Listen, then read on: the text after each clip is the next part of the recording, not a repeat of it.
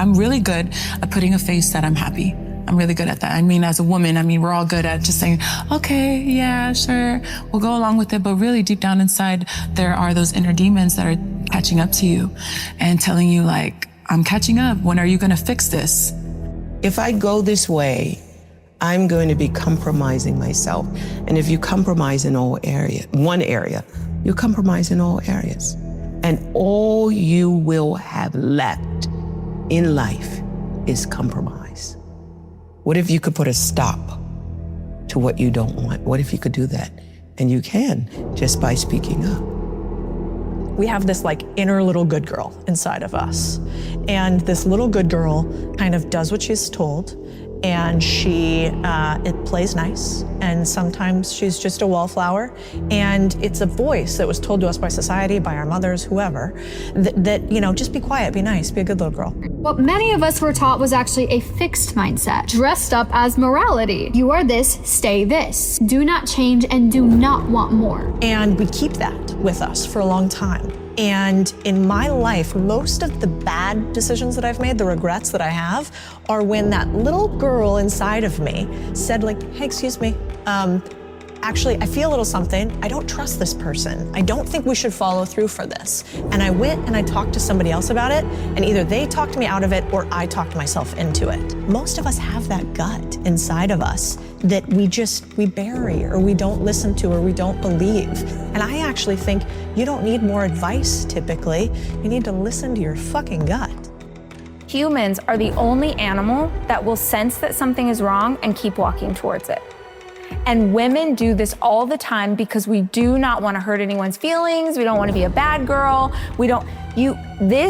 Trusting your intuition and trusting your gut, we have been so separated from ourselves, from our bodies. But if you can learn to trust this feeling inside of you, it will tell you. I look back now and I'm thinking of like all of these things that I'm like, your body was literally screaming at you that things are not okay. And this is like in business, in life, like throughout my adult life, I can think of moments where I'm like, oh yeah, your gut was trying to tell you, oh, it was manifesting as this crazy thing or this crazy thing in your system because you wouldn't listen. I love breakups. I don't think they should be sad. I don't think it's this horrible bad thing where you can't get out of bed. This is your time to enter your villain era, and every single time I go through a breakup, I'm like, this is my time to shine.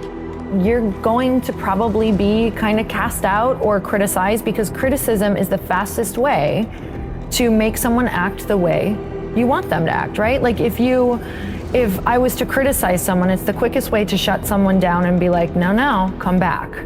So that's what we're afraid of. We're afraid of being criticized.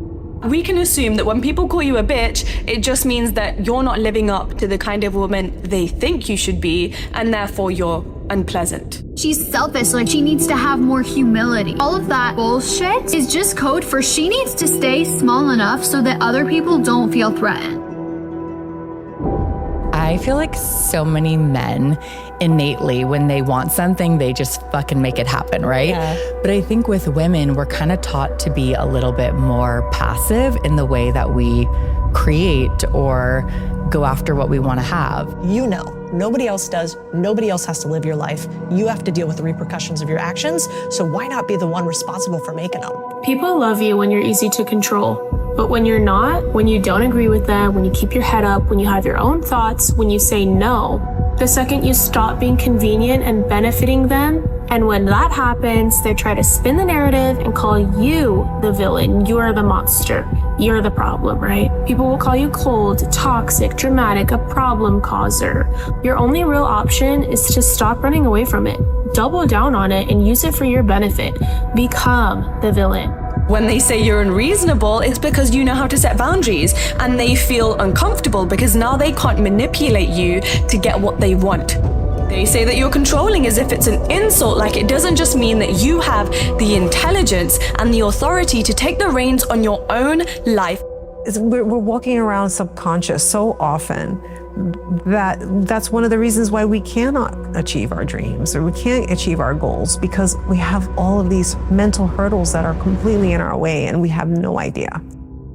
Sometimes when we can't pinpoint the exact reason why, it can even be a lineage belief. Wow. So you might be holding something in your genetic lineage, maybe on the female side, where a certain level of success is okay. So it's sort of like an internal thermostat. And it's not even something that we're consciously aware of. So that could be a contributing factor where, where your lineage actually believes that success means a certain thing. And so when we typically can't pinpoint a certain thing, or we're like, I don't know why I have it, it's here. Wow. That's usually an indication that it's not yours, but you're holding it in your being on some level.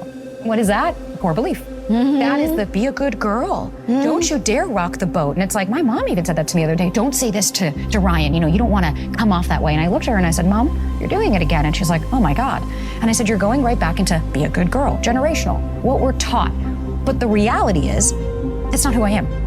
I don't want to be scared to rock the boat. I'd like to just say what the fuck I want to say. I don't want to pretend to be somebody I'm not. I don't need to be a good girl. I'm not going to censor what I'm going to say. I'm not going to call you names, but I'm not going to pretend and be this Pollyanna. It's not sustainable. Being the nice girl is actually ruining your life. You're not nice, you're scared. You're scared to be disliked, you're scared to disappoint, you're scared that people aren't gonna appreciate you. And being the nice girl isn't your superpower, it's your biggest weakness. Anything you do that benefits you is going to annoy people.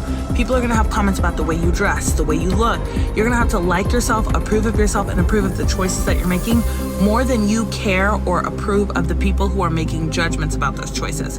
I think a lot of people think of a villain era as a negative thing, but I see it more as a self-preservation, doing shit for you era.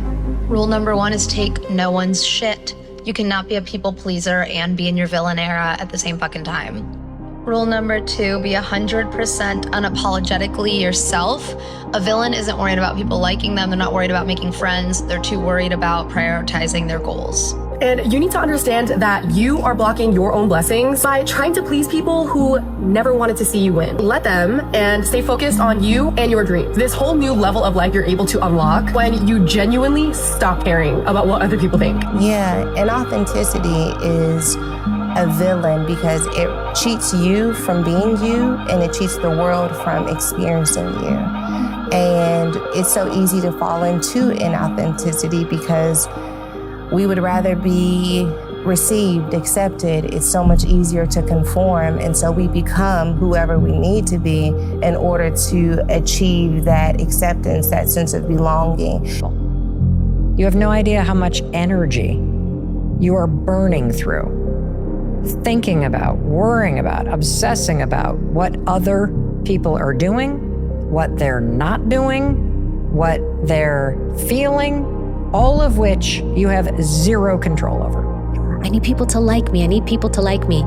That is a trek for disaster because now you're focused on not what your goal is, but I need to make somebody like me. Those are two different animals. Don't focus on making people like you because you can do everything right and people may still just not like you. Instead, focus on how about I'm going to be competent in what I do. When I say I'm going to do something, I follow through. When I say I can do something, I actually can do it. When I say I'm going to be there at 9, I'm there at 8:55. So I show you that I'm competent. When you see that, are you going to like me for that? Yes, you are.